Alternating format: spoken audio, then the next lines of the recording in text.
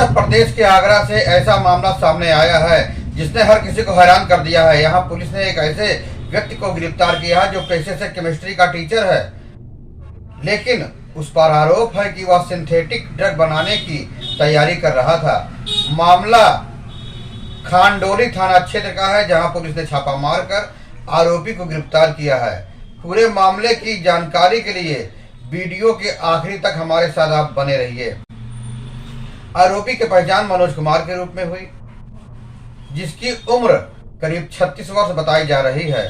Police के अनुसार मनोज कुमार मूल रूप से फिरोजाबाद जिले के नारखी थाना क्षेत्र के मरसलनगंज गांव का रहने वाला है, लेकिन फिलहाल वह आगरा के नगला मटू इलाके में एक मकान में किराए पर रह रहा था। बताया जा रहा है कि आरोपी के पास केमिस्ट्री की अच्छी जानकारी थी और उसी जानकारी का इस्तेमाल करते हुए वह अपने किराए के घर में एक ऐसी लैब तैयार कर रहा था जहां सिंथेटिक ड्रग बनाने की योजना चल रही थी।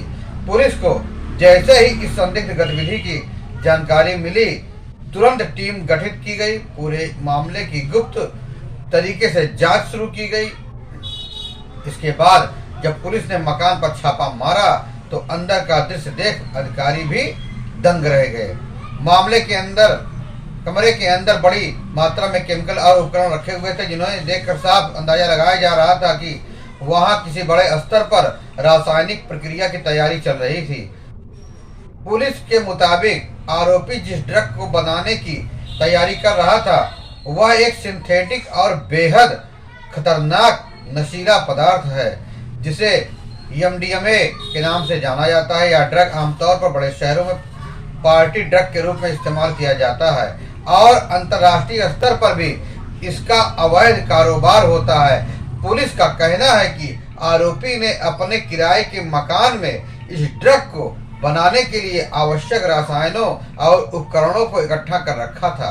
जब पुलिस ने मौके की तलाशी ली तो भारी मात्रा में रासायनिक पदार्थ बरामद हुए।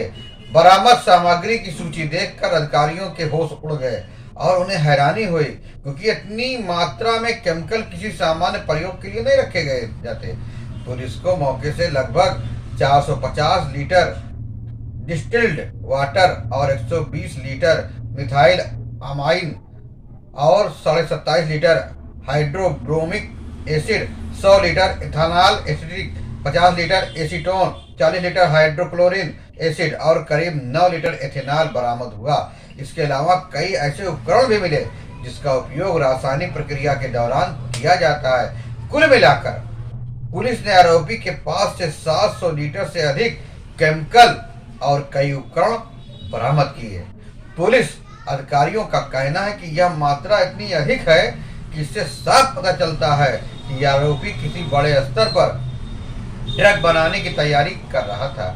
जांच के दौरान पुलिस ने पाया कि आरोपी लंबे समय से इस मकान में रह रहा था और धीरे धीरे करके केमिकल और उपकरण इकट्ठा कर रहा था। पड़ोसियों को भी उसके काम के बारे में ज्यादा जानकारी नहीं थी। कुछ लोगों ने पुलिस को बताया कि वह अक्सर कमरे में बंद रहता था और कभी कभी बड़े बड़े कंटेनर लेकर आता था, लेकिन किसी को यह अंदाजा नहीं था कि अंदर क्या चल रहा है। पुलिस का मानना है कि आरोपी अपनी केमिस्ट्री की पढ़ाई और अनुभव का इस्तेमाल करके सिंथेटिक ड्रग बनाने की प्रक्रिया को समझ रहा था और उसे अमल में लाने की तैयारी कर रहा था। यह भी आशंका जताई जा रही है कि वह इस ड्रग को तैयार करके अवैध बाजार में सप्लाई करना चाहता था। फिलहाल पुलिस यह पता लगाने की कोशिश कर रही है कि क्या आरोपी पहले भी किसी ड्रग नेटवर्क से जुड़ा हुआ था या वह अकेले ही इस काम को अंजाम देना चाहता था। अधिकारियों का कहना है कि इस तरह के मामले में अक्सर बड़े गिरोह शामिल होते हैं, इसलिए इस एंगल से भी जांच की जा रही है कि किसी बड़े गिरोह का तो हाथ नहीं है। इस पूरे मामले में कार्रवाई का नेतृत्व आदित्य कुमार ने किया। पुलिस ने आरोपी को गिरफ्तार करने के बाद उसके खिलाफ कड़ी कानूनी कार्रवाई शुरू कर दी है। आरोपी के खिलाफ NDPS एक्ट के तहत मुकदमा पंजीकृत किया गया। यह कानून देश में नशीले पदार्थों के अवैध उत्पादन, तस्करी और इस्तेमाल को रोकने के लिए बनाया गया है। और इसके तहत सख्त सजा का प्रावधान है। पुलिस फिलहाल आरोपी से लगातार पूछताछ कर रही है और यह जानने की कोशिश कर रही है कि वह इस ड्रग को किसके लिए बना रहा था।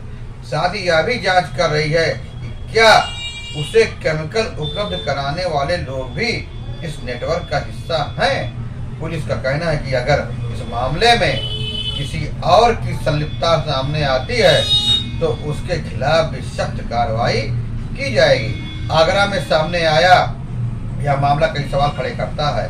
सबसे बड़ा सवाल यह है कि आखिर एक पढ़ा लिखा नौजवान व्यक्ति जो पेशे से शिक्षक है वह इस तरह के अवैध और खतरनाक काम में क्यों संलिप्त हुआ।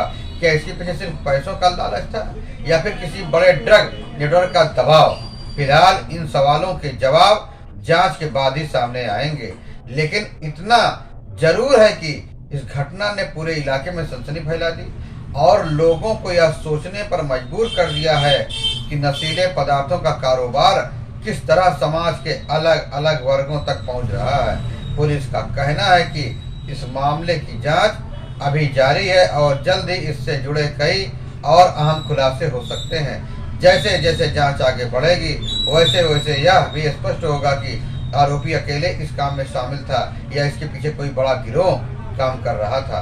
फिलहाल पुलिस की इस कार्रवाई को बड़ी सफलता माना रहा है क्योंकि समय रहते एक संभावित ड्रग लैब का खुलासा हो गया, एक बड़ा खतरा टल गया। दोस्तों, आपको यह खबर कैसी लगी? फिर मिलेंगे नई जानकारी के साथ, नई खबरों के साथ। तब तक के लिए जय हिंद, वंदे मातरम।